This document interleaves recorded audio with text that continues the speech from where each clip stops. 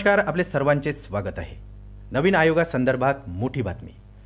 सरकारी कर्मचाऱ्यांना नवीन 8वा वेतन आयोग लागू करण्यात येणार, तर सेवानिवृत्त कर्मचाऱ्यांना देखील सुधारित पेन्शन प्रणाली लागू होणार। चला तर पाहूया ही सविस्तर बातमी। त्यापूर्वी चॅनलला नवीन असाल तर सबस्क्राइब करायला विसरू नका आणि नवनवीन अपडेट मिळविण्यासाठी बेल आयकॉनला प्रेस करायला विसरू नका। ही अत्यंत महत्त्वाची आणि आनंदाची बातमी आपल्या सहकारी मित्रांना आणि इतर कर्मचाऱ्यांना शेअर करायलाही विसरू नका। व्हिडिओतील माहिती आवडल्यास लाईक करायलाही विसरू नका। सरकारी कर्मचाऱ्यांना नवीन वेतन आयोग लागू करण्याबाबत आत्ताची मोठी आनंदाची बातमी समोर येत आहे आणि ती म्हणजे आता नवीन वर्षामध्ये 8व्या वेतन आयोगाची स्थापना करून सुधारित वेतन श्रेणी लागू करण्यात येणार आहेत। केंद्र सरकारने जाहीर केलेल्या लिव्हिंग वेज सिस्टमनुसार आता देशामध्ये किमान वेतनाचा नियम लागू करण्यात येणार आहे। यामुळे आता देशामध्ये सरकारी कर्मचाऱ्यांच्या किमान वेतनवाढीबरोबरच खाजगी क्षेत्रातील कर्मचाऱ्यांच्या किमान वेतनात देखील वाढ दिसून येणार आहे।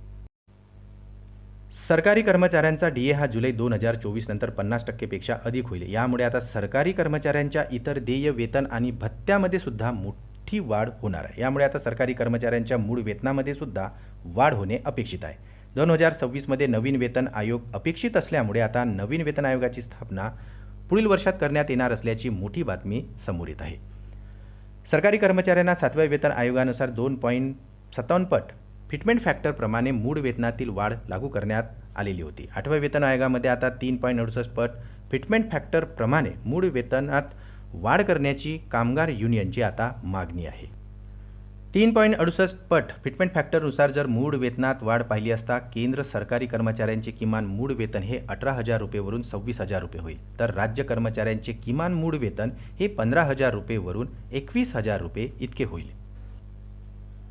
किमान मूळ वेतनातील वाढीनंतर इतर देय वेतन भत्तेमध्ये सुद्धा वाढ होणार, परंतु सदर देय वेतन भत्त्यामध्ये प्रमाणात बदलेल, म्हणजेच महागाई भत्त्याचे दर परत 0% पासून सुरुवात होईल।